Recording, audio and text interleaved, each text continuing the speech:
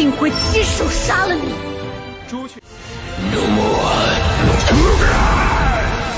Wang Lin meletakkan cangkirnya dan menggelengkan kepala. Ia menatap Qiu Siping yang tersenyum kecut dan berbicara tentang kesulitan mencapai tahap pembentukan jiwa. Pak Tuahu menyesap teh dan terkejut dengan rasanya. Wang Lin menjelaskan asal-usul teh tersebut. Pak Tuahu menatap Wang Lin dan menanyakan kebenaran rumor mengenai perjalanannya ke alam surgawi. Wang Lin mengonfirmasi bahwa ia memperoleh energi spiritual surgawi. Pak Tuahu menawarkan harga berapapun untuk sedikit energi tersebut, namun Wang Lin menundanya. Wanita berkerudung putih, Zixin, menyebutkan keberadaan pohon reinkarnasi dan menunjukkan peta yang ia miliki. Qiu Siping dan Xu Luo menunjukkan ketertarikan yang besar terhadap informasi ini.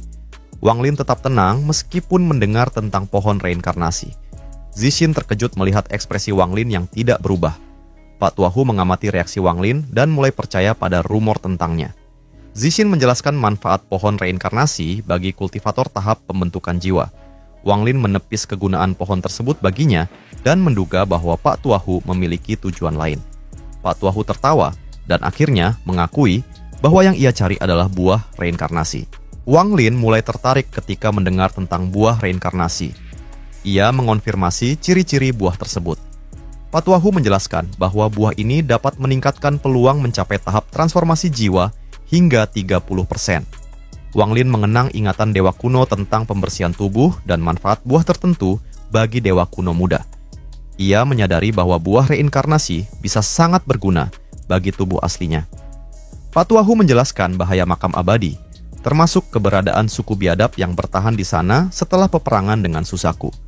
Ia juga menyebutkan bahwa ada 9 pohon reinkarnasi yang memberi mereka peluang mendapatkan buah tersebut. Pak Tuahu mengungkapkan metode rahasia yang bisa mempercepat pematangan buah reinkarnasi. Wang Lin bertanya alasan ayah Zixin pergi ke makam abadi. Zixin menjawab bahwa ayahnya mencari kayu reinkarnasi. Pak Tuahu menawarkan Wang Lin waktu untuk mempertimbangkan. Mereka akan menunggu selama 1 bulan di luar makam abadi, sebelum pergi sendiri jika Wang Lin tidak datang. Wang Lin mengangguk sebagai tanda pemahaman. Pak Tuahu dan rombongannya berpamitan. Zixin berharap dapat bertemu dengan Wang Lin di sana sebelum pergi bersama yang lain. Setelah mereka pergi, Wang Lin termenung, mempertimbangkan manfaat buah reinkarnasi bagi tubuh aslinya. Wang Lin mengeluarkan 3 ukiran kayu, menyadari bahwa hanya 3 yang tersisa. Ia juga mengeluarkan lengan red butterfly, memeriksanya, dan mulai melakukan ritual khusus dengan berbagai racun binatang roh. Wang Lin menciptakan 99 tengkorak dengan cahaya hantu, memasukkannya satu persatu ke dalam lengan. Lengan itu berubah warna menjadi hitam dan merah, mengeluarkan bau busuk yang mengerikan. Ritual selesai, dan Wang Lin kembali merenung tentang pertempuran yang akan datang. Setelah melakukan semua ini, Wang Lin mengepalkan tangannya, menyebabkan baskom itu berubah menjadi sebuah wadah. Lengannya kini tersegel di dalamnya. Tepat pada saat ini, di suatu lokasi di Suzaku yang tampak seperti lukisan, kupu-kupu merah sedang berkultivasi di atas bunga teratai. Daerah itu dikelilingi oleh air biru jernih dan hijau subur. Bahkan ada binatang roh di dekatnya. Di dalam air ada beberapa ikan mas dengan kumis yang sangat panjang.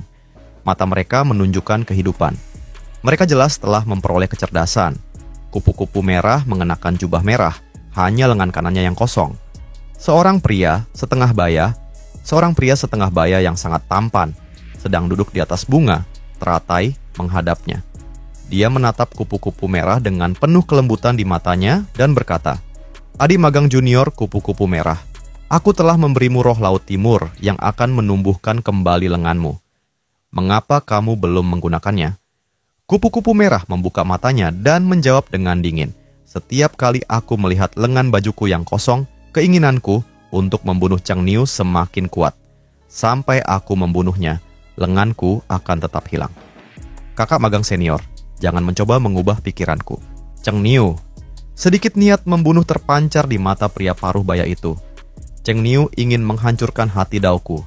Namun, karena dia memegang lenganku, bukan saja hati Daoku tidak hancur, tetapi kini malah semakin lengkap. Aku senang Gunung Suzaku menginginkannya untuk bertarung denganku. Kupu-kupu merah mengangkat kepalanya dan melihat ke kejauhan.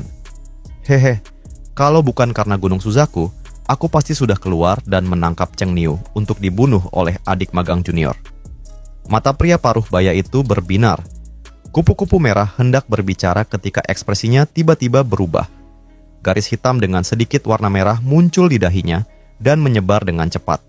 Tangan kiri, kupu-kupu merah dengan cepat menekan dahinya. Wajahnya terus berubah warna saat ia berjuang. Setelah waktu yang lama, garis hitam itu surut. Ada ekspresi kebencian yang mendalam di wajahnya. Cheng Niu mencoba melukaiku dengan memperbaiki lenganku yang hilang. Tangan kiri kupu-kupu merah membentuk banyak segel dan mengirimnya ke dahinya. Setelah waktu yang lama, dia berjuang untuk berdiri sebelum duduk lagi. Dia memiliki ekspresi muram di wajahnya. Adik magang junior, aku akan membunuh Cheng Niu meskipun itu bertentangan dengan perintah Gunung Suzaku. Paling-paling, mereka hanya akan menghukumku dengan membuatku berkultivasi tertutup selama 100 tahun. Hati pria paruh baya itu sakit saat dia berbalik untuk pergi. Kupu-kupu merah berbisik, kakak magang senior, kalau ada yang akan membunuh Cheng Niu, itu pasti aku. Gunung Suzaku mengirimkan 2 pesan tentang Cheng Niu. Kalau kau membunuhnya, itu tidak akan semudah 100 tahun berkultivasi tertutup. Ekspresi pria paruh baya itu tampak muram saat dia kembali duduk. Namun, dia mengeluarkan sepotong batu giok, mencatat beberapa informasi, dan membuangnya. Saya tidak akan pergi sendiri. Saya akan mengirim beberapa kultivator dari negara-negara yang tingkat kultivasinya lebih rendah. Dengan begitu, Gunung Suzaku juga tidak akan bisa berbuat apa-apa terhadap saya. Kupu-kupu merah tidak menanggapi. Dia menutup matanya untuk memfokuskan perhatiannya pada penyegelan garis hitam yang telah menyerangnya. Terdapat sebuah gunung. Di sebelah timur Suzaku, terdapat sebuah gunung yang berbentuk seperti burung. Gunung ini kemudian dikenal sebagai Gunung Suzaku. Gunung Suzaku adalah tanah suci Suzaku. Segala sesuatu yang terjadi di Suzaku harus mendapat persetujuan mereka. Pada hari itu, seorang pemuda berjubah putih tiba di kaki gunung. Ia berada dalam posisi yang sulit. Ia mondar-mandir di sekitar kaki gunung beberapa saat sebelum menaiki anak tangga. Di luar istana di tengah gunung, pemuda itu berlutut dengan satu kaki dan berkata, murid Feng Yushan ingin bertemu dengan tetua. Setelah sekian lama, sebuah suara keluar dari istana. Apa itu? Murid diperintahkan oleh Gunung Suzaku untuk mengirim surat tantangan kepada Cheng Niu. Namun, Cheng Niu tidak menerimanya dan menundanya selama 10 tahun. Feng Yushan tidak berani berbohong sama sekali. Suara di dalam istana. Suara di dalam istana berkata dengan muram, Cheng Niu benar-benar tidak tahu tempatnya. Kau bisa pergi. Orang lain akan membawanya ke sini. Dahi Feng Yushan dipenuhi keringat saat dia bergegas pergi. Ziwu, bawa Cheng Niu ke sini. Saat suara itu bergema di istana, seseorang yang diselimuti kabut tiba-tiba muncul. Ziwu bertanya dengan malas, hidup atau mati? Suara dari istana menjawab, terserah kau. Baiklah, Ziwu berbalik dan hendak pergi. Namun, tepat pada saat itu, cahaya merah turun dari puncak Gunung Suzaku dan memasuki istana. Pemilik suara dari istana itu terkejut. Dia berkata pelan, tunggu. Setelah sekian lama, terdengar suara dengusan pelan dari istana. Lupakan saja, kau tidak perlu pergi. Kita akan menunggunya selama 10 tahun. Ziwu mengangkat bahunya dan menghilang di dalam Gunung Suzaku. Di dalam istana duduk seorang lelaki tua yang rambut dan alisnya kini sudah memutih semua. Ia menatap giok merah di tangannya dan bergumam, latar belakang macam apa yang dimiliki Cheng Niu hingga ia berani ikut campur 3 kali. Saat ini, Wang Lin sedang duduk bersila di lembah. Di depannya ada kereta perang yang penuh dengan paku. Wang Lin menatap kereta perang itu dengan ekspresi gelisah. Dia melemparkan perangkap binatang buas dan katak guntur itu mendarat di samping dengan bunyi gedebuk. Luka-luka katak guntur telah sembuh dan tatapannya ke arah Wang Lin mengandung sedikit rasa terima kasih. Jika bukan karena bantuan Wang Lin, dia pasti sudah mati karena luka-luka yang dideritanya sebelumnya. Wang Lin berbisik, kata petir, aku akan menyingkirkan perangkap binatang buas itu. Jika kau ingin tinggal, maka ikutilah aku. Jika tidak, maka kau boleh pergi. Oke? Kata guntur mengangguk. Wang Lin membentuk beberapa segel dengan kedua tangannya. Segel-segel itu mendarat di perangkap binatang buas. Segudang simbol mulai menyebar dari gelang itu. Pada akhirnya, sesuatu yang sangat aneh terjadi di hadapan Wang Lin. Simbol-simbol tersebut membentuk cincin dengan yang terbesar berada di luar. Setiap cincin lebih kecil dari yang sebelumnya, dan di tengahnya terdapat perangkap binatang buas. "Lepaskan!" teriak Wang Lin. Tiba-tiba, simbol-simbol itu mulai berputar. Sepotong asap hijau keluar dari perangkap binatang itu. Asap itu bergerak melalui simbol-simbol itu seolah-olah sedang melarikan diri dan memasuki katak guntur. Katak guntur mengeluarkan raungan dan matanya berbinar. Simbol-simbol itu tidak hilang, tetapi terus berputar. Wang Lin tidak melihat katak petir itu. Sebaliknya, dia melihat kereta perang itu. Tangan kanannya membentuk segel dan menunjuk ke kereta perang itu. Kabut hitam muncul di kereta perang itu. Sepasang mata terlihat di dalam kabut itu. Raungan memekakkan telinga terdengar dari kereta perang itu, dan roh binatang dari kereta perang itu muncul. Ini adalah roh binatang terkecil di antara 3 kereta perang. Roh itu telah disegel oleh Wang Lin. Tetapi sekarang, setelah dilepaskan, roh itu terkunci pada Wang Lin. Kepalanya bertanduk 3, badannya seperti lembu, dan ekornya seperti naga. Bahkan ada wajah di ekornya. Wang Lin dengan tenang menatap binatang itu sebelum meneteskan setetes darah pada perangkap binatang itu. Kemudian dia menunjuk roh binatang dari kereta perang itu. Simbol-simbol dari perangkap binatang itu tiba-tiba bergetar dan berubah menjadi sinar cahaya yang mulai berputar di sekitar roh binatang itu. Roh binatang itu mengeluarkan banyak raungan saat mencoba melawan, tetapi rantai hitam keluar dari kereta dan mengunci binatang itu. Cahaya yang terbentuk dari simbol-simbol itu mendarat di tubuh binatang itu dan melepaskan cahaya keemasan. Raungan dari binatang buas itu menjadi semakin ganas. Beberapa rantai putus, tetapi lebih banyak rantai muncul untuk menahan binatang buas itu sepenuhnya. Pada akhirnya, semua simbol itu hinggap di tubuh binatang itu dan menetap di sana. Binatang itu tidak lagi melawan, tetapi tatapannya malah semakin ganas. Tatapan mata Wang Lin masih tenang. Setelah simbol-simbol itu selesai, dia berbisik, "Kembali." Simbol-simbol pada binatang itu bersinar terang. Warna simbol-simbol itu berubah dari emas menjadi hitam saat ia terbang ke dalam perangkap binatang itu. Ketika simbol terakhir menghilang ke dalam perangkap binatang, seekor binatang baru muncul di gelang tersebut. Binatang ini tampak persis sama dengan roh binatang dari kereta perang.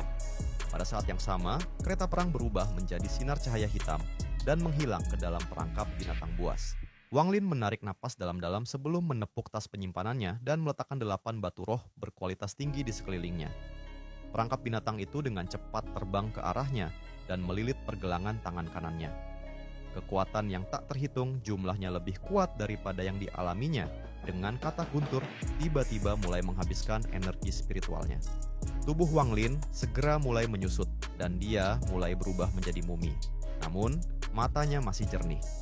8 batu roh berkualitas tinggi di sekelilingnya bersinar terang. Sejumlah besar energi spiritual memasuki tubuhnya dan masuk ke dalam perangkap binatang buas. Proses ini berlangsung 3 hari. 3 hari kemudian, kekuatannya perlahan mulai menghilang. Tubuh Wang Lin pun perlahan pulih. Salah satu dari 8 batu roh kualitas terbaik hancur dan berubah menjadi debu. Wang Lin membuka matanya dengan sedikit khawatir. Ketika dia melihat perangkap binatang buas di pergelangan tangan kanannya, matanya menjadi dingin. Hisapannya cukup kuat untuk menghabiskan batu roh berkualitas tinggi. Kereta perang pembunuh dewa, aku harus mencari waktu untuk melihat apakah namamu cocok. Wang Lin merenung sejenak.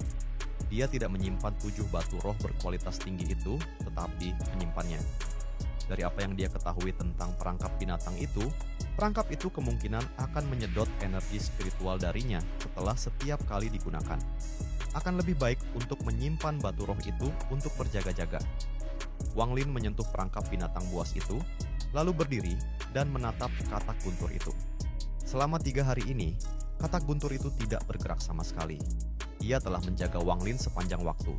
Ketika melihat Wang Lin berdiri, katak petir itu mengangkat Wang Lin dengan kepalanya. Jadi Wang Lin kini menunggangi punggungnya. Wang Lin tersenyum. "Apakah kau ingin mengikutiku?" Perut kodok guntur mengembang dan mengeluarkan raungan sebagai balasan. "Bagus. Mulai hari ini, aku akan memperlakukanmu sama seperti nyamuk itu." Dia menepuk tasnya dan nyamuk itu keluar. Dia sudah lama tidak melihat nyamuk itu. Nyamuk itu tampak membesar. Tubuhnya sekarang seukuran bukit kecil.